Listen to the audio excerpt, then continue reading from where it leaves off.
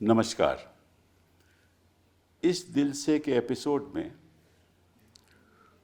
हम कुछ ऐसी बात पे चर्चा करेंगे और ऐसे शख्स के बारे में चर्चा करेंगे जो मैं समझता हूँ कि अगर उत्तर प्रदेश में कोई ऐसा शख्स है जो चुनाव के नतीजे को बदल सकता है, उसके बारे में हम बात करेंगे और जल्दी ही बताएंगे वो कौन है। लेकिन उसके पहले कुछ बातें मैं आपसे करना चाहता हूँ। वो ये है कि हिंदुस्तान की राजनीति का नक्शा कुछ सालों में बदल चुका है। चाहे केंद्र की सरकार हो या भाजपा की राज्य में सरकार हो, उनका मकसद एक रहता है कि किसी तरीके से चुनाव जीता जाए, कोई भी षड्यंत्र इस्तेमाल किया जाए ताकि चुनाव जीता जाए। और सबसे पहले तो वो संस्थाओं का कब्जा करते हैं, मीडिया तो कब्जा कर चुके हैं, और फिर वो जो खास राजनीतिक लोग हैं विपक्ष के, उनके ऊपर केस दर्ज करते हैं, अक्सर झूठे होते हैं, और ताकि वो कचहरियों में जाते रहें, अपनी बेल कराते रहें, उनको जेलों में बंद भी किया जाता है और प्रेशर भी डाला जाता है कि आप अपना रवैया बदलिए। तो आपने देखा होगा कहीं भी हो, अगर कांग्रेस की सरकारें हों प्रदेशों में, तो उनके चीफ मिनिस्टर के खिलाफ केस चलाए जाते हैं, और राज्य में सरकारें हों तो जो ऑपोजिशन लीडर हैं वहाँ के या ख़ास ऑपोजिशन के लोग हैं, उनके खिलाफ झूठे केस दर्ज किए जाते हैं। और सबसे ख़तरनाक बात यह है कि शासन और इन्वेस्टिगेटिंग एजेंसीज, जो पुलिस इन्वेस्टिगेट करती है, इन्वेस्टिगेशन एजेंसीज शासन के इशारे पे चलती हैं। झूठा केस बनाना हो तो बन जाएगा, और केस अगर नहीं भी दर्ज होना हो, उस लायक नहीं भी हो, तो फिर भी दर्ज होगा, एफआईआर दर्ज हो जाएगी, फिर निश्चित रूप से उसकी इन्वेस्टिगेशन होगी और झूठ बयान लेकर एक चार्जशीट भी फाइल हो जाएगी। पर वो लड़ता रहे इतनी देर में। जो नीचे की अदालतें हैं, हमने देखा है, तो वो तो अक्सर कन्विक्ट ही करती हैं। क्यों कन्विक्ट करती हैं, ये मैं आपके ऊपर छोड़ता हूँ। लेकिन ऐसे ही राजनीति में ऐसा बदलाव आया है कि लोकतंत्र को बहुत भारी खतरा है, और हम दिल से के एपिसोड में कुछ ऐसी बातें आपसे, कुछ ऐसी बातों पर चर्चा करेंगे, कुछ कानून के किस्से आपको कुछ एपिसोड्स में दिखाएंगे और उसकी असलियत आपको बताएंगे, ताकि आपको भी ये ज्ञान हो जाए कि किस तरह से हमारी राजनीति चल रही है। तो जिस शख्स के बारे में जो मैं समझता हूँ कि एक बहुत ही अहमियत है उनकी उत्तर प्रदेश में, वो हैं आज़म खान साहब। आपका आज़म खान साहब बहुत स्वागत है। मुझे ये जानकारी नहीं थी कि आप वकील भी थे। आपने 1974 में अलीगढ़ मुस्लिम यूनिवर्सिटी से लॉ भी पास किया, और आप स्टूडेंट पॉलिटिक्स में भी रहे, आप एएमयू के जनरल सेक्रेटरी भी थे, और मुझे ये भी नहीं मालूम था कि आप इमरजेंसी में आप जेल भी गए। फिर आपने हमेशा वकील के नाते गरीब तबकों के लिए लड़ाई लड़ी, लेबर राइट्स के लिए लड़ाई लड़ी, रिक्शा वालों के लिए लड़ाई लड़ी, आपने बीड़ी वर्कर्स के लिए लड़ाई लड़ी, आपने टेक्सटाइल लेबरर्स के लिए लड़ाई लड़ी। फिर आप जब पॉलिटिक्स में आए तो आप तो फाउंडर रहे समाजवादी पार्टी के, सुना है आप फाउंडर रहे मुलायम जी के साथ। और इस बीच जब आपने 10 बार रामपुर में चुनाव भी जीता, 10 बार, कहने की बात है। ज़्यादा होंगे क्योंकि बीवी भी जीती। अच्छा, ओके। और बेटा भी जीता। बेटा भी जीता। उसी कॉन्स्टिट्यूंसी से मैं एमपी भी हुआ। एमपी भी बने आप। तो इस तरह 13-14 राज्य सरकार में आप बहुत अहम मंत्री भी रहे 4 बार। हाँ, तो आपने मतलब कि आपका जो राजनीतिक जीवन है वो मैं समझता हूँ कि मेरी उम्र से ज़्यादा है। आपकी उम्र से ज़्यादा। तो आप वैसे 1980 से लेकर 92 तक आपने कई पार्टी बदली भी? नहीं, कोई नहीं। नहीं बदली? पहले आप जनता पार्टी में नहीं थे? मैं जनता पार्टी में था। हाँ। उसके बाद जब वो टूटी तो हम तो लोक दल में चले गए? चौधरी चरण सिंह साहब के फिर ग्रुप जनता के। दल में गए? फिर जब जहाँ जहाँ मुलायम सिंह जी गए वहाँ वहाँ। हाँ, जो भी ना, तो पार्टी तो बदली ना। फिर आप एक बार एसपी में आए तो उसके बाद आपने कभी नहीं बदली? नहीं, एसपी का तो मैं फाउंडर मेंबर ही रहा। जी हाँ। और जब बेगम हजरत महल पार्क में एक बहुत तारीखी सम्मेलन हुआ जिसमें समाजवादी पार्टी बनने का ऐलान हुआ, तो उसका संविधान भी मैंने ही रखा था। अच्छा। और उस दिन मैंने बताया था कि मेरी अपनी ज़ाती हैसियत क्या होगी पार्टी में और हिंदुस्तान में। जिस तरह कभी मौलाना मोहम्मद अली जौहर से ये पूछा गया कि आपका मज़हब क्या है, तो उन्होंने कहा कि मैं पहला मुसलमान, मैं दूसरा मुसलमान और मैं आखिरी मुसलमान। लेकिन अगर कोई मुझसे मेरी वतनियत पूछेगा तो मैं कहूँगा मैं पहला हिंदुस्तानी, मैं दूसरा हिंदुस्तानी और मैं आखिरी हिंदुस्तानी। जी हाँ। ये मैंने अपनी हैसियत उसी दिन वाज़े कर दी थी कि मेरे जीने का तरीक़ा ये होगा, ताकि समाज ये जान ले कि अगर उन्हें मेरे ख़यालात से इत्तेफाक हो तो मुझे वोट करें और ना हो तो ना करें, क्योंकि सबको अपने अक़ाइद पर कायम रहने का हक़ संविधान भी देता है और हर शख्स का मज़हब भी देता है, हमारा समाज भी देता है। कोई किसी से ज़बरदस्ती नहीं करता। जी हाँ। मैंने पार्लियामेंट में जो पहली तकरीर की थी उसमें यही कहा था कि अगर कोई नाराए तकबीर अल्लाह अकबर इसलिए कहे कि पड़ोस में सोते हुए बच्चे उड़ जाएं और दहशत फैल जाए, तो मैं कहूँगा कि ये इस्लाम का नारा नहीं है। लेकिन अगर कोई हर हर महादेव का नारा भी लगाएगा दहशत फैलाने के लिए, तो मैं कहूँगा ये धर्म का नारा नहीं है। तो इस सोच को लेकर हमने समाजवादी पार्टी बनाई थी। आपने फिर यूनिवर्सिटी भी, जौहर यूनिवर्सिटी भी बनाई?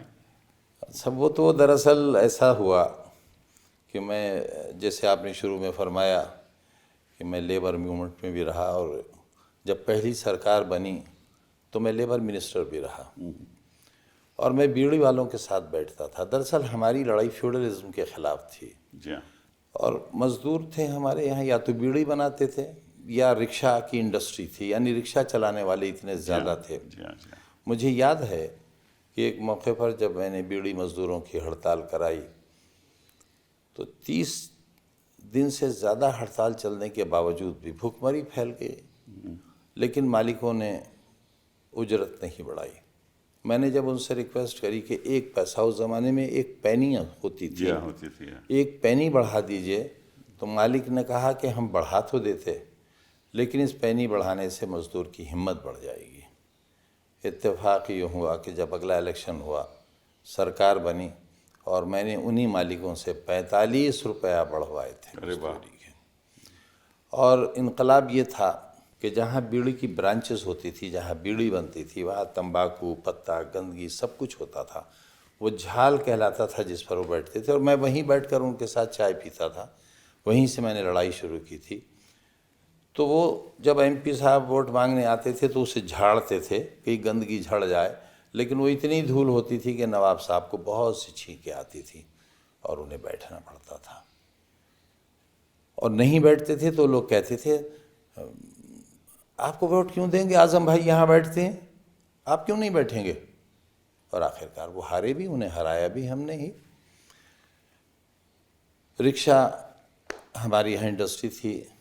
अब पिछली सरकार में जब मौका मिला तो ये कॉन्सेप्ट मेरा ही था कि रिक्शों को बदलकर हम सरकार की तरफ से ऑटो रिक्शा देंगे, और पूरे उत्तर प्रदेश में हमने रिक्शे लेकर ऑटो रिक्शा दी थी, क्योंकि वो एक तीर चुभा हुआ था गुर्बत का मेरे दिल में, उसे निकालने की कोशिश की। टेक्सटाइल मिल की हड़ताल हुई, महीनों हड़ताल चली, लेकिन किसी घर का चूल्हा नहीं बुझने दिया मैंने। मैं चंदा मांग कर लाता था। और यहाँ तक आप, यानी ये बड़ा तारीख़ी वाक़या है कि मैं एमएलए था उस वक्त, चौधरी चरण सिंह साहब का उस ज़माने में बड़ा बड़ा नाम था। जी हाँ। लेबर मूवमेंट के बड़े दुश्मन हुआ करते थे वो। मैं उनका बड़ा चहीता था। मेरा टिकट कट गया था, मैं एक इलेक्शन हारा भी हूँ। जी हाँ। तो जब मैं उनसे मिलने के लिए गया तो मुझसे बोले क्यों, आप तो हारे हैं। मैंने कहा नहीं साहब, मैं बहुत कम वोटों से 1100 वोट से हारा हूँ। बोले नहीं, आपकी तो ज़मानत जब्त हुई थी। मैंने कहा नहीं साहब, ये तो बात गलत है। तो बोले नहीं, तुम झूठ बोलते हो। मैंने कहा साहब, हम तो हंसी में भी कोई झूठ नहीं बोलते। तो उन्होंने अपना चश्मा उतारा, जैसे मैंने लगा रखा है ऐसी था, चश्मा उतारा और कहा अपने पीए से ज़रा वो इलेक्शन कमीशन की किताब लाओ, ये झूठ नहीं बोलते हैं साहब। वो किताब उन्होंने देखी और जितने वोट मैंने बताए थे, मैं 1100 कुछ वोट से हारा था नवाबों से, और इसलिए हारा था कि मैं बहुत छोटा था। मैं समझता था मैं शहर की कॉन्स्टिट्यूंसी से लड़ रहा हूँ, तो ये जो देहात है इससे मेरा क्या लेना देना, जबकि 40% वोट वहाँ था। उस ज़माने में ना मोबाइल थे ना टीवी था, स्टेंसिल से दीवारों पर छापा जाता था, हैंडबिल साइकिल से हम बांटा करते थे, ये वो ज़माना था। तो जब उन्होंने देखा तो कहा अच्छा, ज़िलाध्यक्ष झूठ बोल गया। एक साहब थे ज़िलाध्यक्ष, जिनकी बड़ी लंबी सफ़ेद दाढ़ी थी। अब पीए से कहा कि उस झूठे को पार्टी से निकालो, अध्यक्ष पद से हटाओ, और आज के बाद पाबंदी है घुसे का नहीं वो यहाँ। मुझे बी फार्म ए फार्म दोनों मिला, मैंने चुनाव लड़ा, मैं जीता। और जब जीत कर आया तो मैंने कहा कि साहब, मेरी एक दरख्वास्त है आपसे कि जब मैं आपसे मिलने आऊँ तो आप ये समझ लें कि मैं बस से आऊँगा और सिर्फ आपसे मिलने आऊँगा। आपको सलाम करूँगा, आप जवाब देंगे ठीक है, नहीं देंगे तब भी वापस चला जाऊँगा। तो उनका ख़ास इंस्ट्रक्शंस थी कि जब आज हम आएंगे तो मुझसे मिलवाओगे। एक दिन जब मिलने गया मैं तो मुझसे बोले कि बड़े कमज़ोर हो रहे हो। मैंने कहा हाँ साहब, वो बड़े डरते डरते मैंने कहा कि वो टेक्सटाइल की मज़दूरों की हड़ताल चल रही है और मैं ही उसे चला रहा हूँ, मालिक वीके श्रीवास्तव है, वो पैसे नहीं बढ़ा रहे हैं। तो बोले अच्छा भाई, हम भी कुछ। मैंने कहा साहब, चंदा इकट्ठा करने में बड़ी मेहनत लगती है, कुछ हम भी दे दें। मैंने सुन रखा था कि ये तो लेबर मूवमेंट के बड़े दुश्मन हैं। तो मैंने कहा साहब, आप चंदा देंगे? हाँ हाँ भाई देंगे। 1980 में उन्होंने एक रकम बताई जिसे मेरे कान कबूल नहीं किए, और मैंने कहा साहब ज़रा फिर फरमाएंगे आपने क्या बताया? भाई 25,000 हम भी दे देंगे। वो आज के 25 लाख से भी शायद ज़्यादा है। वो 25,000 में छोटा सा ब्रीफ केस लेके जाता था जिसमें एक जोड़ा कपड़े होते थे, उसमें रखे। लेकिन उस वक्त लोग थैला छीन कर भागते नहीं थे। तो मैं बस से आया और वो पैसा लगाया मैंने, उसमें से तकरीबन 11,000 कुछ रुपए बच गए।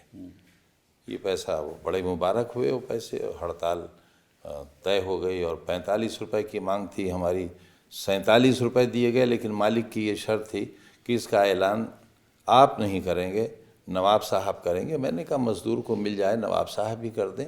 ऐलान उन्होंने किया था। तो जब ये पैसे मैं वापस लेकर आया तो मुझसे दफ्तर में सब ने कहा कि भाई इसमें का बेवकूफ़ पहली बार आया है। हमारी पेशी हुई चौधरी साहब के सामने।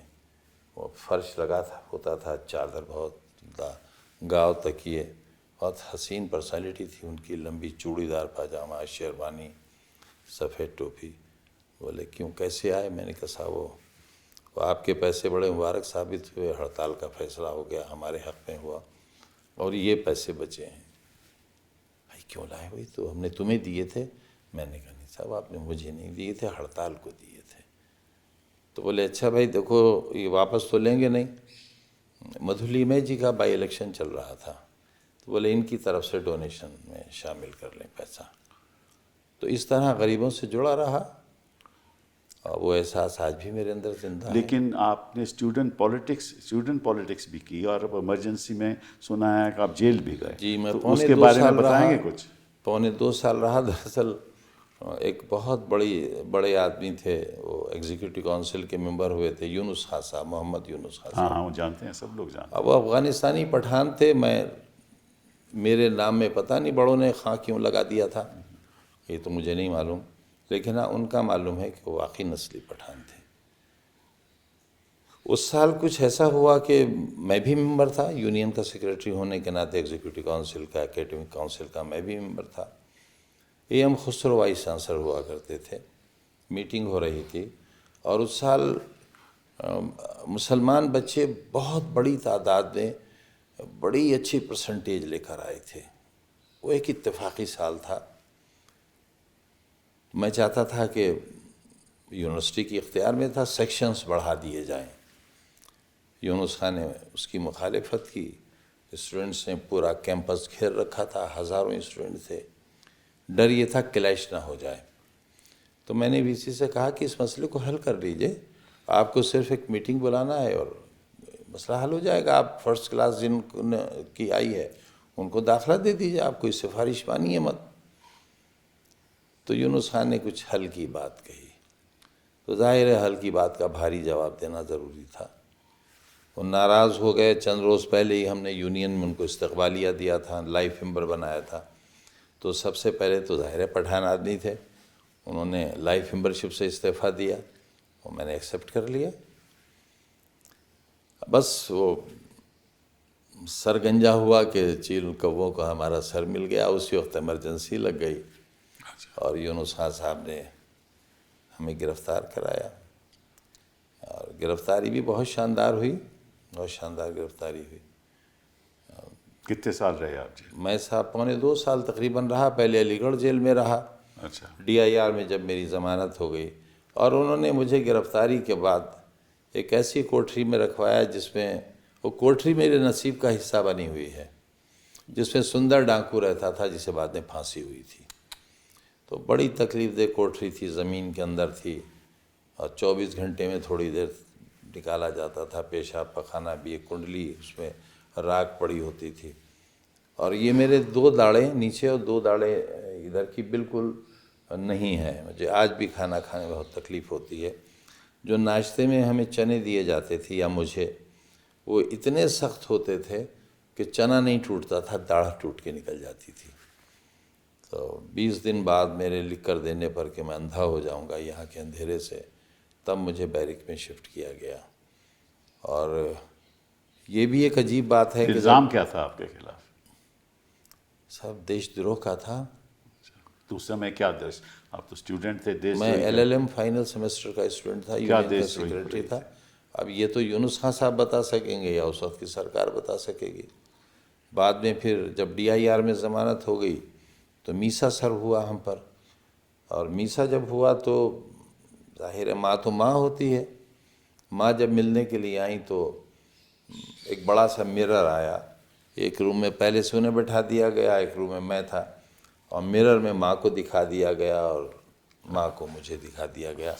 जाहिर है ये वो लम्हे थे। एक तो ये वाक़या बड़ा दर्दनाक ज़िंदगी में गुज़रा और एक जब इस बार मैं रामपुर जेल से बीवी को वहीं रोक लिया। पिछली बार हुआ ये था कि हम तीनों को सीतापुर जेल भेजा गया था, तो मैं और अब्दुल्ला दोनों एक छोटी सी कोठरी में रखे गए और बीवी को ज़नानी बैरिक में भेज दिया गया। लेकिन थे एक जेल में तो थोड़ा इत्मीनान था कि महफूज हैं। लेकिन इस बार सरकार ने ये तय किया कि ये तीनों एक जगह थे तो मिल लेते थे। लाओ इस दिल के टुकड़े हज़ार हुए, कोई यहाँ गिरा कोई वहाँ गिरा, इन टुकड़ों को भी मुंतकिल कर दिया जाए। तो बीवी को वहीं रोका और हम दोनों को बाहर लाया गया जेल से। रात के 3:30 बजे हमें सोते से उठाया गया। अब ये लम्हे ऐसे हैं, अगर जिसके औलाद होगी उसे दर्द होगा मेरी बात से। फिर जब मेरे लिए अलग गाड़ी और एक बहुत बड़ी सी गाड़ी में अब्दुल्ला को जब कहा तो मैंने पूछा अधिकारियों से कि भाई ये आप क्या कर रहे हैं, मेरे साथ भेजिए, आप कहाँ लिए जा रहे हैं, अलग अलग कैसे? तो उन्होंने कहा नहीं साहब आप अलग जाएंगे, ये अलग जाएंगे, इनकी अलग जेल है, आपकी अलग है। तो मैंने पूछा मैं कहाँ की जेल में हूँ और ये कहाँ? उन्होंने कहा ये आपको रास्ते में या पहुँच कर पता चल जाएगा। मैं सुन रहा था जेल में कि एनकाउंटर्स हो रहे हैं और बहुत दिल में अजीब सी कैफियत हुई। और उस वक्त जब हम दोनों गले मिल के जुदा हुए तो मैंने कहा बेटे ज़िंदगी रही तो मिलेंगे और नहीं मिली तो ऊपर मिलेंगे। मुझे लगता नहीं था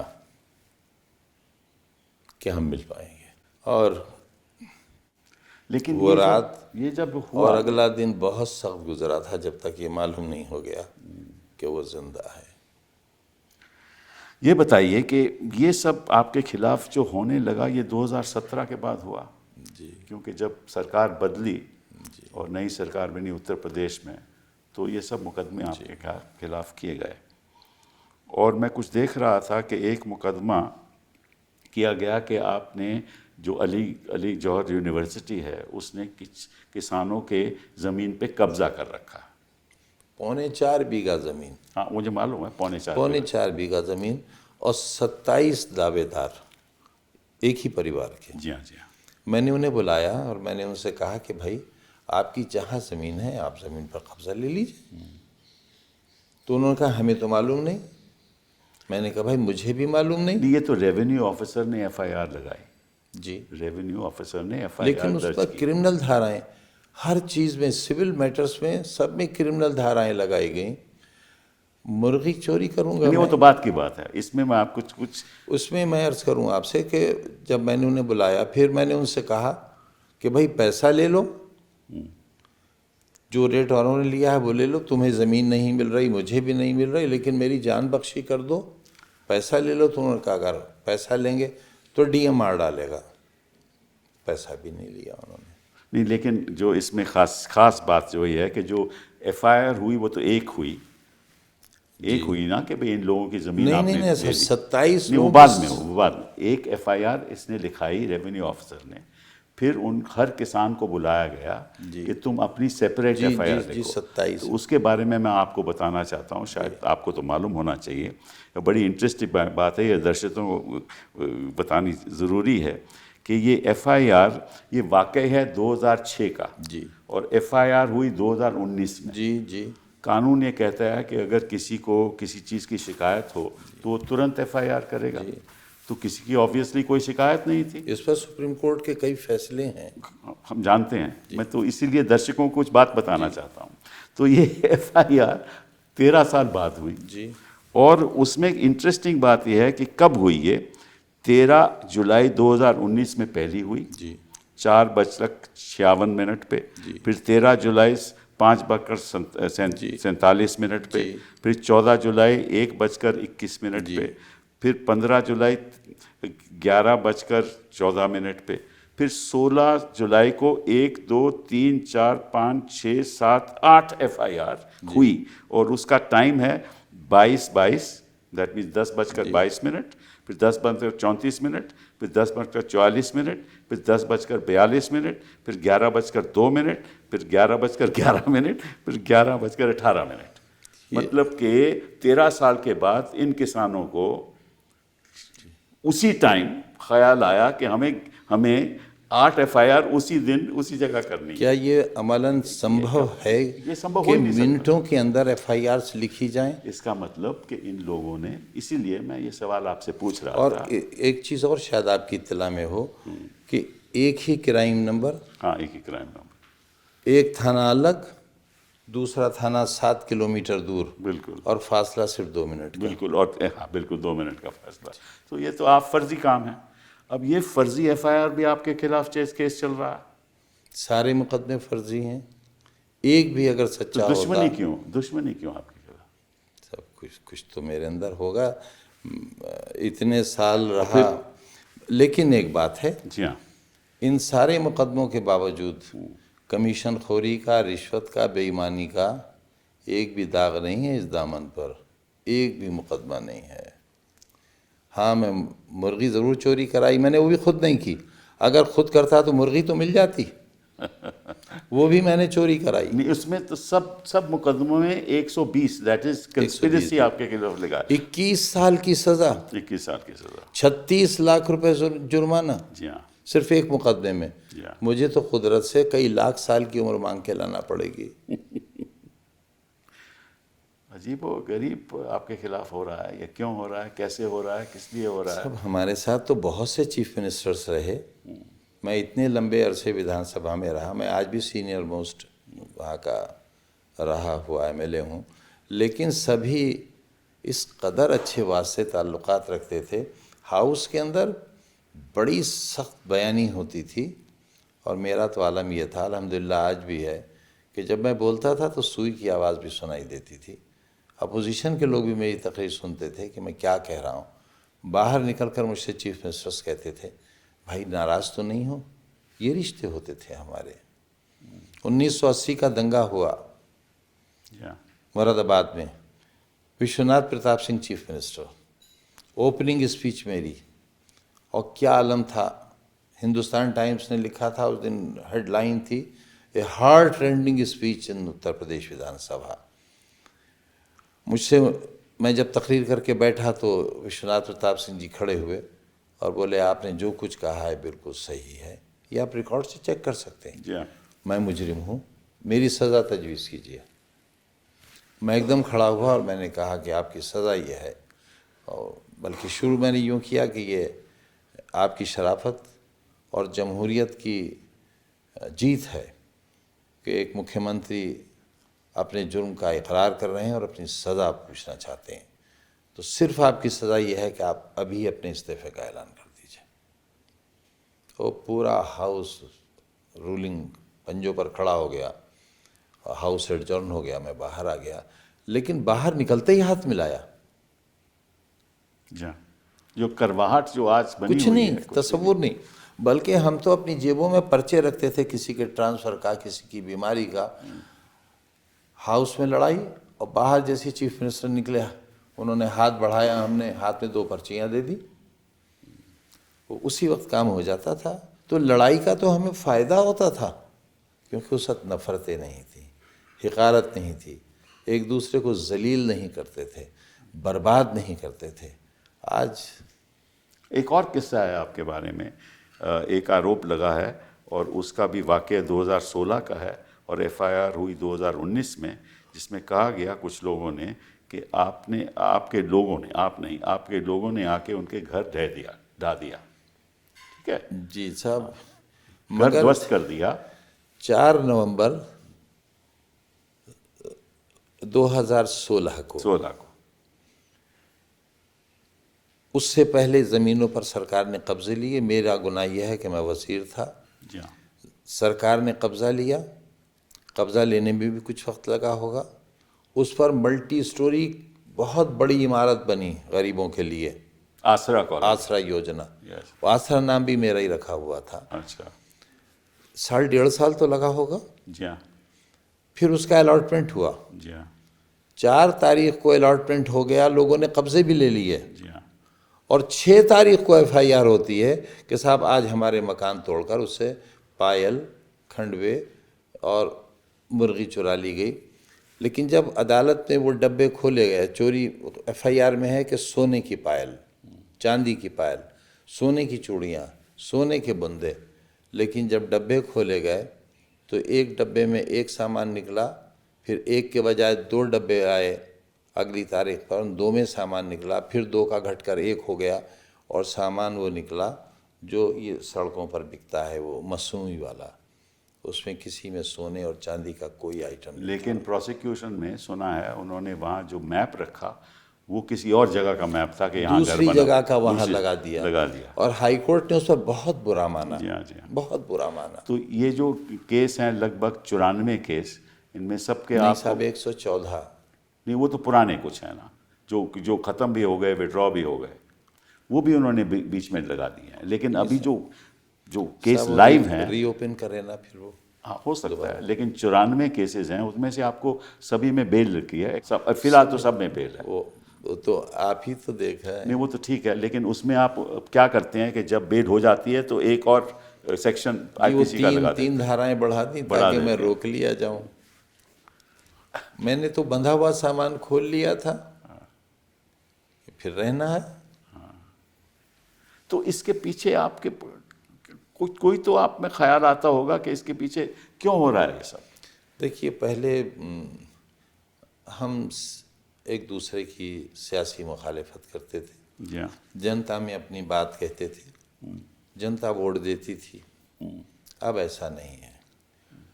अब सरकार चलाने वाले वोट मांगते नहीं हैं, वोट छीन लेते हैं। जी हाँ। पूरे मोहल्ले सील कर दिए गए, घरों में बाहर से डंडेला लगाकर ताले डाल दिए गए, लाठी चार्ज हुआ, दरोगा लोग तमंचे लेकर दौड़े, कौन वोट डालने निकलेगा। अब इस तरह की नफ़रतें, डराया जाता है, धमकाया जाता है, रिश्तेदारों को प्रताड़ित किया जाता है। अब मेरा छोटा सा शादी घर था, वो मेरी बच्चों की रोज़ी रोटी का, जिस दिन शादी होती थी पुलिस चली जाती थी कि साहब एक तिजोरी चोरी हुई है, उसकी तलाश कर रहे हैं। बाराती भाग जाते थे, मुझे पैसे वापस करना पड़ते थे, लिहाजा वीरान हो गया। तो इस तरह से माशी मार भी हुई। अब ये मुकदमात जिस तरह से हम लड़ रहे हैं आप जान सकते हैं। मैं घर बेच रहा हूँ तो कोई घर ख़रीदने नहीं आता। मैंने पूछा क्यों नहीं ख़रीद रहे हो? बोले भाई आपसे कौन ख़रीदेगा, और मार डालेगी पुलिस हमें कि आपने क्यों ख़रीद लिया इसका मुजरिम का घर।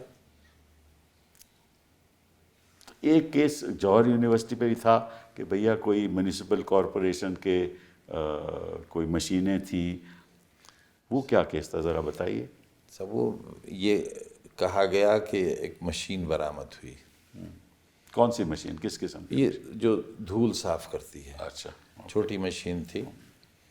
और उसके नेक्स्ट डे जो चेयरपर्सन थी, जिनके शौहर आज भी अजहर अली खां जेल में हैं, म्यूनिसिपल कॉरपोरेशन की मशीन? जी, रामपुर म्यूनसिपल। रामपुर म्यूनिसिपल। ये कहा कि ये म्यूनसिपल बोर्ड की एक पब्लिक के आदमी से, जो पुलिस का मुखबिर है, उससे FIR कराई गई कि नगर पालिका की एक मशीन है जो यूनिवर्सिटी में है। हमसे कोई मतलब नहीं, अगर आप कोई चीज़ लाकर रख देंगे तो हम कोई जिम्मेदार थोड़े ही हैं। पुलिस लगी हुई है यूनिवर्सिटी गेट पर, पुलिस का पहरा है, मैं जेल में हूँ, तो मैं कहाँ से रख दूँगा लाकर। वेरी नेक्स्ट डे चेयरपर्सन का स्टेटमेंट आया, उन्होंने कहा कि नगर पालिका की जितनी मशीनें थीं उन सब की मौजूदगी है, उन सब की ये रसीदें हैं, मौके पर आप देख सकते हैं। ये मशीन इस नंबर की हमारे यहाँ कभी आई ही नहीं, ना ये हमारी है जिसे आप हमारी कह रहे हैं। इनको पता कैसे चला कि ये मशीन यहाँ है? साहब तो गैब का हाल है, उनको मालूम रहता है। नहीं नहीं, ऐसा नहीं हुआ। उनको ये कि कोई दो लड़के कुछ जुआ खेल रहे थे, उनको पकड़ा गया। वो बच्चे तो बेचारे ताश खेल रहे मैं बता रहा हूँ, वो ताश खेल रहे थे, ताश खेल रहे, वो पकड़े गए।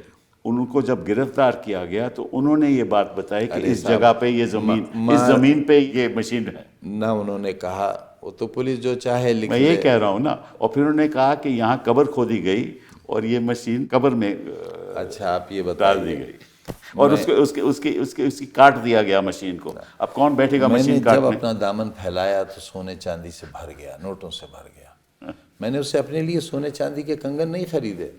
इतनी बड़ी यूनिवर्सिटी बनाने वाला इतना घटिया काम करेगा? नहीं, वो मशीन काटेगा कहाँ से, काटेगा कैसे? सब वही तो बताएंगे।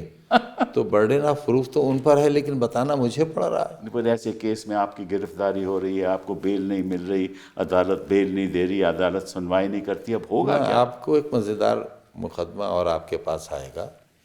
मैं चौथी बार वज़ीर हूँ, जेड सिक्योरिटी है मेरे पास। बीवी मेरी उस वक्त एसोसिएट प्रोफेसर थी। वज़ीर रहते हुए, बीवी सर्विस में होते हुए, जो शख्स बीड़ी सिगरेट नहीं पीता है, मैंने शराब की दुकान लूटी है जनाब। अच्छा। और 16,900 रुपया गले से चोरी किया मैंने और मेरी बीवी ने। My God. उस डकैती में भी मुलजिम है साहब। रोइए जार जार क्या और कीजिए हाय हाय क्यों। तो ये इस बीच आपने, क्योंकि आप कितनी अरसे जेल में रहे और खैर मुकदमे तो हम लोग लड़ते ही रहे, लेकिन आप समाजवादी पार्टी के साथ क्या बातचीत रही इन 2-4 सालों में? अच्छा, इसमें बेचारे मेरा क्या कर सकते थे? मेरी क्या मदद कर सकते थे सिवाय इसके कि मेरे लिए दुआ करते, मेरे लिए बयान देते। वो बयानात मेरे हक़ में आते रहे, वो लोग मुझसे जेल में मिलते रहे। अभी अखिलेश जी ने कहा कि ये सारे बेकसूर और सारे फर्जी मुकदमे आप जी कई बार कह चुके हैं कि हम ये वापस लेंगे, लेकिन मैं चाहूँगा ये कि जब भी कभी सरकार आए तो उस हद तक मेरा दामन बेदाग हो, मैं मुजरिम की हैसियत हाउस में न जाऊँ। जी हाँ, जी हाँ। तो मेरे कोई एक और भी मुकदमा आपके खिलाफ चला कि भाई 2004-5 में या 19 साल बाद FIR हुई। हाँ, वो तो खैर मालूम है कि आप अपनी गाड़ी से जा रहे थे, उस समय आप मिनिस्टर थे, तो किसी ने गाड़ी रोक ली तो आपने बदतमीजी की और आपने बदसलूक किया अधिकारियों के साथ, पुलिस मैं अधिकारियों के अर्ज करता हूँ वाक़या ग़ालिबन ये दिसंबर का आखिरी दिन था और नए साल की शुरुआत साथ। थी। किस साल की बात हो रही है ये? मुझे एग्जैक्टली साल याद नहीं। तन्हाई की इतनी रातें गुजारी हैं 5 बरस एक कोठरी में कि याददाश्त पे बहुत असर पड़ा है। अमीर आलम खां हमारे साथ मिनिस्टर थे और मुझे पार्टी ने, मुलायम सिंह जी ने पार्टी की तरफ से गाड़ी दी हुई थी पजेरो। तो ड्राइवर गाड़ी चला रहा था, मैं पीछे बर्थ पर लेटा था। अब्दुल्ला बहुत छोटा सा था, इतना सा होगा। ये आगे बैठा था तो बच्चों की तरह ये उचक कुचक कर देख रहा था। एक रात पहले सीआरपी के गेट पर फायरिंग हुई थी। कहा गया था कि आतंकवादियों ने हमला किया। वहाँ एक साहब एसएसपी थे, उनसे जाहिर है जब हम राजनीति में हैं तो अधिकारियों से तो हमारी लड़ाई होगी ही। वो जो फैसले लेंगे उसके खिलाफ हमें उनके कुछ करना है, वरना फिर हमारी ज़रूरत क्या है। वो मुझसे नाराज़ थे। फिर वो डीआईजी हो गए थे। मुझे कुछ नहीं मालूम बैकग्राउंड में क्या है। पजेरो अपनी रफ्तार से चली जा रही है। मुजफ्फरनगर जाना था, मुझे 10-11 बजे तक पहुंचकर वलीमे में शरीक होना था कि एकदम अब्दुल्ला ने मुझे उठाया कि बब्बा बब्बा उठिए, देखिए देखिए बड़ी बड़ी पुलिस है, बड़ी पुलिस है। मैंने देखा कि कतार में पुलिस खड़ी है और सब राइफल्स बिल्कुल ताने हुए हैं। अच्छा। और इस तरह रोड ब्लॉक की है कि गाड़ी निकल सके। यानी आपको अगर लगाना है ब्लॉक करने के लिए तो आप पूरी सड़क रोकेंगे, लेकिन इस तरह लगाया कि गाड़ी निकल सके। उनका ख्याल ये था कि मैं मिजाजन थोड़ा सख्त आदमी हूँ इन मामलात में, तो मैं रुकूंगा नहीं। अच्छा। और जब रुकूंगा नहीं तो उनके पास जवाज़ होगा फायर ओपन करने का। मैंने गाड़ी रोक ली, शीशा उतारा। एक सम खान करके ही इंस्पेक्टर थे, उसके छजलैट थाना मुरादाबाद ज़िला, नंगा रिवाल्वर हाथ में खुला हुआ उनके, मेरे सीने पर उन्होंने तान कर कहा कि गाड़ी से उतरिए। अच्छा। तो मैंने कहा भाई कसूर तो बताइए।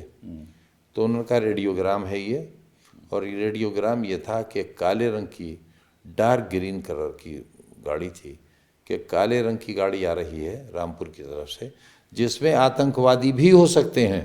वैसे यानी मुझे मारने के लिए क्या जस्टिफिकेशन था।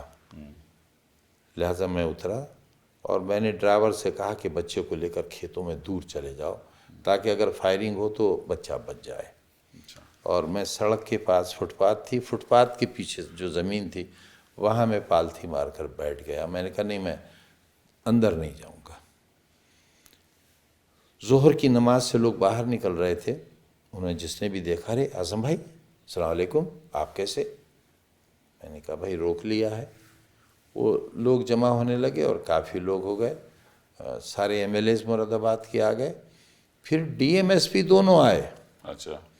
और फ़ोटो हैं कि उन्होंने मुझसे कहा कि साहब इससे गलती हुई, ये आपको पहचाना नहीं। अच्छा। मैंने कहा नहीं साहब, इसने तो मेरा नाम लेकर मुझसे पूछा, लेकिन फिर भी आप क्या चाहते हैं? बोले हम चाहते हैं कि आप चले जाइए, तो इसकी गलती है, इसने आपको गलत रोका। वो मैंने सबसे कहा कि भाई मामला ख़त्म हो गया, आप जाइए, मैंने आपको बुलाया भी नहीं था। सारे लोग चले गए और मैं इस ख्याल से कि शाम हो गई है, वलीमा ख़त्म हो गया होगा, मैंने कहा चलो यार दिल्ली चल रहे हैं, एक दिन आराम करेंगे और फिर रामपुर आएंगे। यूपी भवन गया, वो कमरे में जैसे ही टीवी ऑन किया, पट्टी चल रही थी आज़म खां पर, फला फला धाराओं में मुकदमा दर्ज हो गया। उसमें साहब सज़ा हो गई मुझे, मेरी मेंबरशिप चली गई। हाँ, मुझे मालूम है। और देखिए मेरी मेंबरशिप अभी हुक्म हुआ, उसी वक्त इलेक्शन कमीशन ने सीट वैकेंट डिक्लेयर कर दी। बस तुरंत और ही 5 घंटे बाद नया इलेक्शन डिक्लेयर कर दिया। मुझे मालूम है। मगर साहब ऐसा भी हुआ है इसी देश में, कभी होता ही नहीं, लेकिन ऐसा भी हुआ है कि बड़ा नाम है, अब मैं नाम नहीं लूँगा, एक गलती से मैंने ले दिया था, कि जब उनके खिलाफ ये फैसला हुआ तो वो डिस्ट्रिक्ट कोर्ट गए वहाँ खारिज हुआ, हाई कोर्ट गए वहाँ खारिज हुआ, सुप्रीम कोर्ट से रिलीफ मिलने तक ना तो आप आजम खां हो ना, हाँ साहब, तो हक आपकी तो हैसियत है, आप आजम देखिए खां हो। मेरा हक, आपकी वजह से उत्तर प्रदेश का चुनाव के नतीजे भी बदल सकते हैं। आपकी इतनी अहमियत तो है ना बिल्कुल समाज में, आप मालूम, सबको मालूम है कि आप मुस्लिम कम्युनिटी मुर्गी के बकरी चोर, नहीं, किताब चोर, नहीं, किताब कौन चोर, मानता है? फर्नीचर आपने चोर। आपने गाय की जो घंटी होती है गले की, वो भी कहते हैं आपने चुराई। सब असल में दुख इस बात का है कि इतनी बड़ी ताकत वाले लोगों ने अपने स्तर के इल्ज़ामात लगाए, मेरे स्तर के इल्ज़ामात लगाना चाहिए थे, ये दुख है। और कौन से इल्ज़ामात थे आपके खिलाफ? साहब पायल चोरी, पायल चोरी कैसे, मतलब आपने नहीं की, वो किसी और ने की, मैंने कंस्पिरेसी कहा आपकी थी। पायल चोरी कर किसी रहा और ने की, लेकिन कंस्पिरेसी जो दिमाग था, जी कंस्पिरेसी थी, वो जी आप जी थे। जी जी हाँ, सर मेरी, और वो एक पायल चोरी हो गई और एक बकरी चोरी, जी बकरी चोरी, भैंस चोरी, भैंस चोरी, फर्नीचर चोरी। फर्नीचर चोरी। कहाँ रखते थे आप फर्नीचर? साहब ये फर्नीचर जो चोरी का है वो यूनिवर्सिटी का फर्नीचर है। अच्छा, मैं कलकत्ते जाता था अच्छा, वज़ीर रहकर, स्टेट गेस्ट रहता था, वो लाल बत्ती गाड़ी मिलती थी, वो मेरी कौम के गरीब लोग कबाड़ी थे, तो जब मैं जाता था तो आवाज़ें आती थी, अरे ननवा, अरे मुनवा, आओ आजम भाई आ गए, आजम भाई आ गए। और वहाँ कबाड़ का बहुत सामान लगा होता था, अच्छा, यूँ कि बड़ी बड़ी हवेलियाँ होती थी, वो टूट कर लोग मल्टी स्टोरी बिल्डिंग्स बना रहे थे, तो कौड़ियों के दाम अलमारियाँ, मेज़ें, कुर्सियाँ बेच जाते थे, वो मैं जाकर ख़रीद लेता था। तो जो मेज़ मैं 200 रुपये में लाता था, अलमारी 200, 300, 400 रुपये में, वो ट्रकों की रसीदें हैं मेरे पास आज भी। अच्छा, तो फिर मैं लाकर उनकी मरम्मत कराता था, उन पर पॉलिश कराता था।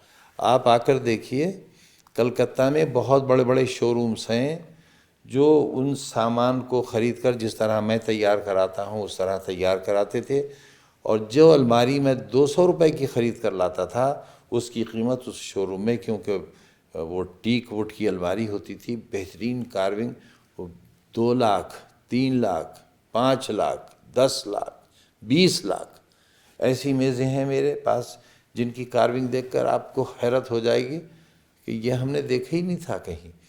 ये साहब वो मैं लाता था, लाकर बनवाता था, वो पुलिस अपने ट्रकों में रखकर वो ले गई, मेरी किताबें ले गए और मुझे चोर बना। अच्छा, ये बताइए कि ये अली जौहर यूनिवर्सिटी जो आपने बनाई, इसके पीछे ख्यालात क्या थे और कब आपने बनाई? ये साहब जब मैं पढ़ता था तो अक्सर एक शेर वहाँ बड़ा मशहूर था कि चश्मे सैयद यानी सर सैयद, चश्मे सैयद निगरां है कि फिर उठे शायद कोई दीवाना अलीगढ़ के बेयाबानों से। तब दिल में ख्वाहिश होती थी अल्लाह ये काम तो मुझसे ले ले, और हुआ भी यही कि सर सैयद की इस मिशन के बाद शायद मेरे अलावा कोई इस काम को नहीं कर सका। और ये काम कुछ इस तरह हुआ कि जब सर सैयद साइंटिफिक सोसाइटी उन्होंने बनाई तब ब्रिटिश सरकार थी और वो बहुत करीब थे ब्रिटिश सरकार के। उन्हें खान बहादुर का लक़ब मिला, उन्हें सर का लक़ब मिला, और उन्होंने मोहम्मडन एंग्लो ओरिएंटल कॉलेज के नाम से एक कॉलेज बनाया। उनकी ज़िंदगी में Strachey Hall, Victoria Gate, SM North कहलाता है, बस वो इलाका बना था। और उनके इंतकाल के ग़ालिबन 24 या 25 बरस के बाद ब्रिटिश गवर्नमेंट ने उसे यूनिवर्सिटी बनाया। इसी तरह बनारस हिंदू यूनिवर्सिटी को मदन मोहन मालवीय जी के गुजर जाने के 18 बरस के बाद ब्रिटिश गवर्नमेंट ने यूनिवर्सिटी बनाया। और जब सर सैयद बना रहे थे, एक तस्वुर और एक यूनिवर्सिटी का ही कॉन्सेप्ट था, उन्होंने ऑक्सफोर्ड देखा, कैम्ब्रिज गए, तमाम स्टडी करने के बाद इसे बनाया था, तो उन्हें सर का लक़ब मिला था। और जब मैं बना रहा था तब नारा लग रहा था जो आज़म का सर लाएगा वही राम भक्त कहलाएगा। तो सर यहाँ भी था, सर वहाँ भी था। तो आप बच्चों को फ्री एजुकेशन देते हैं? नहीं साहब, बहुत नॉमिनल फ़ीस लेते हैं। हमारे स्कूल CBSE बोर्ड के स्कूल थे, और एक नवाबीन की इमारत थी जो बिल्कुल खंडहर हो गई थी, बहुत पैसा चंदा करके मैंने उसको बनाया था। वो भी गवर्नमेंट ने वापस ले ली। 99 ईयर्स लीज पर थी 2 इमारतें और बहुत तो लीज सस्ता। कैंसिल हो गई, वो स्टे भी हो लीज गया। कैंसिल हो गई और हमारा जितना सामान था वो भी नहीं दिया। फर्नीचर, कंप्यूटर्स, मेज़, कुर्सी, पंखे, कुछ नहीं दिया। सब हमारा जब्त कर लिया गया, आज तक नहीं मिला। बार बार हम लिखते हैं, नहीं मिला। मेडिकल कॉलेज से हमारा बहुत सामान चोरी हुआ। जब कोविड सेंटर बनाया गया तो ये लिखकर नहीं दिया गया कि हमने किस किस चीज़ का कब्ज़ा लिया और हम क्या सामान यहाँ दे रहे हैं, वरना तरीक़ा यह है कि यूनिवर्सिटी रजिस्ट्रार या वाइस चांसलर को एक जवाबी ख़त एक हमारा कि भाई हम इतना एरिया ले रहे हैं और इसमें ये सामान है, ये हमारे कब्ज़े में है और हमारा ये सामान है जो हम वापस लेंगे। कोई लिखत पढ़त नहीं हुई और बहुत कुछ लूट गया हमारा। कोई इन्वेंट्री भी नहीं हुई। कुछ नहीं हुई। मैंने अक्सर देखा है कि आपके मुकदमों में जो स्पेशल कोर्ट है, ये जो ट्रायल कोर्ट हैं, वो बेल तो आपको मिलती नहीं, कभी भी नहीं मिली शुरुआत में। हाई कोर्ट जाना पड़ता है, फिर हाई कोर्ट जाओ तो वहाँ भी कई महीने लग जाते हैं। बाज़े दिन तो ऐसा हुआ है कि हमारी बेल पर बहस चल रही है और दौरान बहस ही ट्रांसफ़र का आदेश आ गया। दूसरे जज साहब आ गए, बहस जारी है, उनका भी आदेश आ गया तो तीसरे जज साहब ने सुनी एक ही दिन में। तो हमारे साथ तो कुछ ऐसा हुआ है जो शायद मुग़लों के ज़माने में भी नहीं हुआ। अंग्रेज़ों ने किए जुल्म,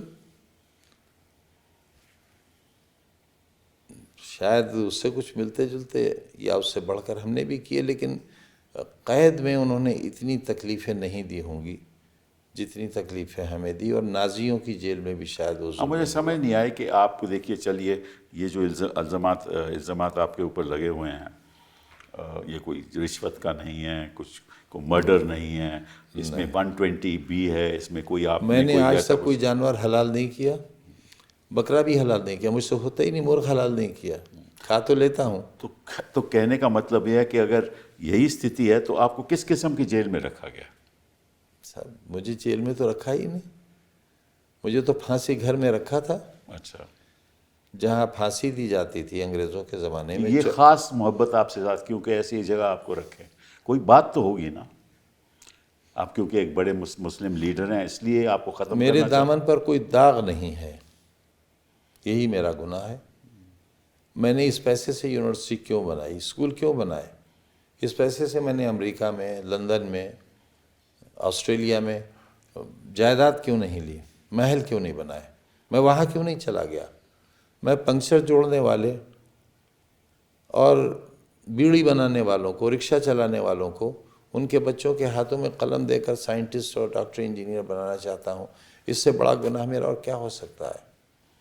जहाँ बेटी पढ़ाओ बेटी बचाओ का नारा दिया गया हो और बेटियों का स्कूल खाली करा लिया जाए तो जाहिर है मेरा गुनाह तो है। मैं प्राइमरी स्कूल, सरकारी स्कूल की फ़ीस लेकर CBSE बोर्ड की डिग्री और सर्टिफिकेट देता था। मेरे स्कूलों का रिज़ल्ट सेंट मैरी और मोदी और दूसरे स्कूलों से बेहतर होता था। टॉपर्स मेरे यहाँ के ये ठेला चलाने वाले, रेहड़ी लगाने वाले, फल बेचने वाले के बच्चे और बच्चियों के होते थे। तो ये काम इसीलिए तो हर चुनाव आप जीतते थे। काम तो मेरा गलत था। ये तो आपको फांसी घर रखा गया, किस हालात में रखा गया ये बताइए? 24 कोठरियाँ थी, उनमें सामान भरा था, सांप, बिच्छू, बिच्छखपड़े, और सारी रात लाठी लिए बैठे रहते थे, घर कमरे में न घुसाए। छोटी सी कोठरी थी पहले तो, उस कोठरी में हम 2 थे, मैं और अब्दुल्ला थे 23 महीने तक, और फिर जब ये ज़मानत पर आ गए तो इन्हें हरदोई जेल भेज दिया। मैं यहाँ दोबारा आ गया तो बहुत छोटी सी थी, कोई खिड़की नहीं, कोई वेंटिलेशन नहीं, और बिल्कुल अकेला रहता था। किसी कैदी को, किसी अधिकारी को आने की इजाज़त नहीं थी। डॉक्टर बहुत अच्छे थे, शायद ही उत्तर प्रदेश में कोई इतना नेक डॉक्टर हो, लेकिन हम एक हफ्ते वायरल बुखार में तड़पते रहते थे, लेकिन कोई दवा देने वाला नहीं होता था। तो अपने ही पास जो स्टॉक में दवाएं घर से कभी आती थी तो उन्हें लेकर ठीक हो जाते थे। और अब तो इतनी कमज़ोरी हो गई थी, 5 बरस तख्त पर लेटे लेटे बैठे बैठे, क्योंकि टहलने की भी कोई जगह नहीं थी वहाँ, और वो इतना ऊंची नीची ईंटें थीं कि ठोकर खाकर गिर जाएं तो हड्डी टूट जाए। मेरी बीवी गिर ही गई थी जेल में, तो उनकी हंसली टूट गई थी, बहुत दिन तक उनका इलाज हुआ जेल में ही। उनको क्यों जेल में रखा गया, भेजा सब गया? वो भी तो शराब की दुकान लूटी थी ना उन्होंने। उन्होंने भी शराब की दुकान? जी, और ये सब चोरियों में वो भी थी मेरे साथ। उनका भी मतलब 120 भी? जी, सब जी।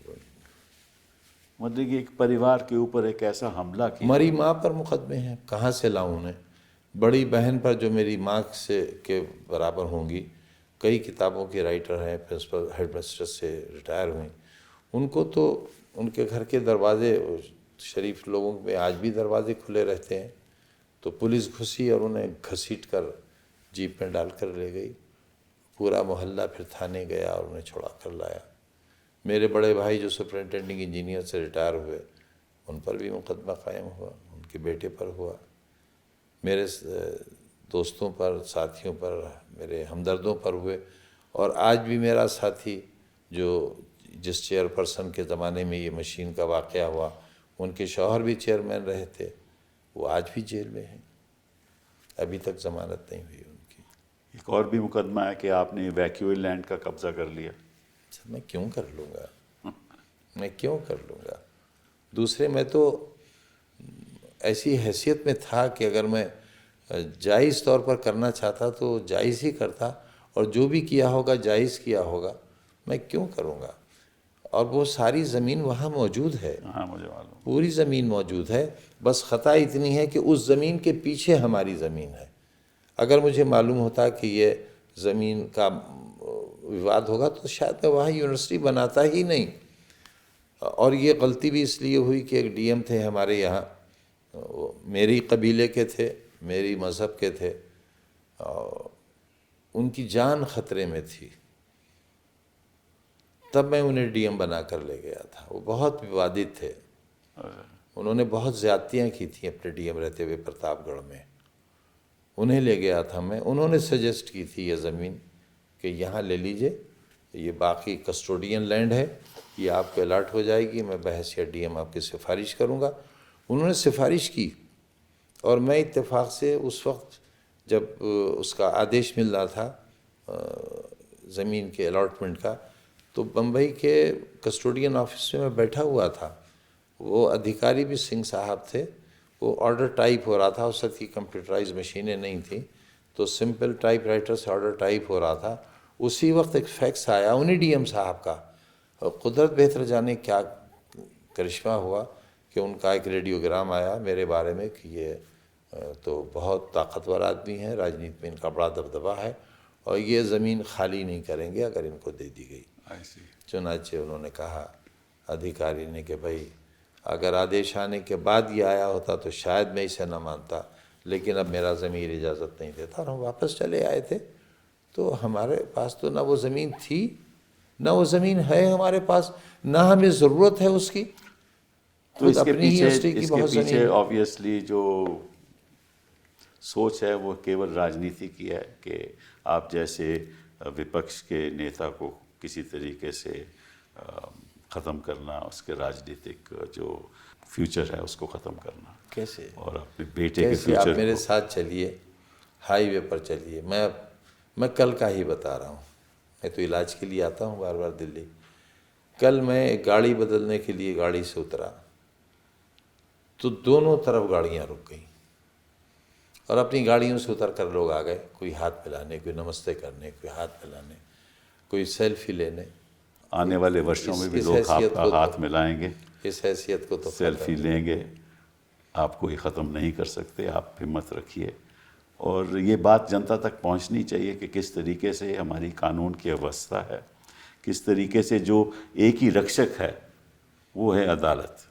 अगर हम सब फिल्मों में देखते थे और देखते हैं कि अदालतें बचाती हैं, जब अगर अदालत आम आदमी की हिफाजत नहीं करेगी तो इसका बड़ा भारी नुकसान हो सकता है, लोकतंत्र के लिए ही नहीं, लेकिन कुछ ऐसे लोगों के लिए जो हिंदुस्तान के लिए कुछ करना चाहते हैं। ऑडियो वीडियो एविडेंस के बाद फांसी हो जाती है और फांसी लगने वाला मुल्जिम बरी हो जाता है अगर कोई एविडेंस सामने आ जाए। मेरे बच्चे के बर्थ की एग्जैक्ट डेट का वीडियो मिल गया, हाँ मुझे मालूम है। उसकी फॉरेंसिक जांच हो गई, सारे बयानात हो गए। अब्दुल्ला गोद में है, अच्छा। बड़ा बेटा बराबर खड़ा है, मेरी बहन, सास और सारे सालियाँ वगैरह खड़ी हैं। अब्दुल्ला रोया तो माँ कह रही हैं और ये सुनी गई आवाज़ कि देखो अब्दुल्ला रोया। तो क्योंकि जब पेट में था माँ के, तो मेरी बीवी ने दुआ की थी अल्लाह से कि अल्लाह अगर मेरे बेटा हुआ तो मैं उसका नाम अब्दुल्ला रखूँगी। तो उसका तो पेट में ही नाम अब्दुल्ला था। मैंने अदालत में कहा, जज साहब ने कहा सरकारी वकील से, अरे भाई अब क्या रह गया? तो हम समझे कि हम शायद साबित करने में कामयाब हो गए कि पर इसमें तो फोर्जरी का केस बन ही नहीं सकता, क्योंकि जो डॉक्यूमेंट बर्थ सर्टिफिकेट है वो आपने थोड़ी ना बनाया नहीं है। नहीं साहब, हमसे क्या हाँ, मतलब, पासपोर्ट आपने थोड़ी ना हमसे बनाया, तो क्या फोर्जरी मतलब? से क्या मतलब है? बट हमसे क्या एनीवे, मतलब? ये एक दौर होता है आदमी की ज़िंदगी में जहाँ ऐसे मुश्किलें सामने आती हैं। लेकिन ऊंचे ऊपर की अदालतों से हमें बहुत राहत मिली, आपके ज़रिए मिली। हम बैठे ही शायद इसलिए हैं, वरना इस वक्त भी हम तख्त पर लेटे होते अपने। मैंने इसलिए आपको बुलाया था, लेकिन जो असलियत है ये देश की जनता को मालूम नहीं, और ये देश की जनता तक मैसेज पहुंचना चाहिए कि ये केवल एक ही उदाहरण नहीं है। मेरे ख्याल से कई उदाहरण हैं हिंदुस्तान में जहाँ झूठे मुकदमे। पता नहीं लोग मेरे बारे में क्या सोचते होंगे, मैं कितना बड़ा आदमी हूँ। हाँ, मैं गली में रहता हूँ और जिस वक्त आईटी रेड हुआ है, दीवारें कूद कर आए हैं, उस वक्त भी 2-2 फीट पानी था घर में, बरसात का मौसम था। मेरे पास जनरेटर आज भी नहीं है। वो लोग कहते थे अरे इतना बड़ा नाम, वो दिखावे के लिए एसी लगे थे, उनका एसी चलाओ। मैंने कहा साहब आप चला दो। पानी नहीं था, बाल्टियां भर भर कर लाते थे, पैरामिलिट्री के लोग थे, उनके साथ फीमेल पुलिस भी थी। बड़ी बड़ी मशीन लेकर आए थे, जांचें करेंगे। नोट गिनने के लिए 8-10 मशीनें आई थीं। सुनार लखनऊ से आया था मशीन लेकर, 11,500 मेरे पास, ना 3,500 मेरे पास, 11 अब्दुल्ला सबसे रईस निकले, 11,000 कुछ उसके पास। और मेरे बड़े बेटे की टेबल पे 500-600 रुपये थे, और बीवी के पास 100 ग्राम सोना था, क्योंकि सब कुछ ख़त्म हो चुका था हालात के तहत। तो वो अधिकारी इतने शर्मिंदा थे, इतने शर्मिंदा थे कि जब वो सर्टिफिकेट दे रहे थे तो मैंने कहा कि आप पर कोई इल्ज़ाम ना आ जाए, आप थोड़े दीवारें तोड़कर और देख लीजिए और फर्श तोड़ लीजिए, आप पूरा घर गिरा दीजिए, मैं आपको लिख कर देता हूँ कि ना मैं कोई मुआवजा मांगूंगा, ना मैं आपसे शिकायत करूँगा, लेकिन आप मुझे इतने अच्छे लग रहे हो, मेरी वजह से आप पर कोई आँच ना आए, आप इस घर को बुलडोज़र मंगा कर गिरा दो। तो उनका बुलडोज़र तो यहाँ आ ही नहीं सकता, हमारी तो कार नहीं आ सकी, और हम जानते हैं क्या हो रहा है आपके साथ। चलिए आजम खान साहब, बहुत बहुत धन्यवाद आपका, आप यहाँ आए और अपनी जो दर्दनाक कहानी है दर्शकों के सामने रखी। और देश की जनता को ये पता लगना चाहिए कि कानून की व्यवस्था क्या है। आज के दिन बहुत ख़तरनाक दौर से हिंदुस्तान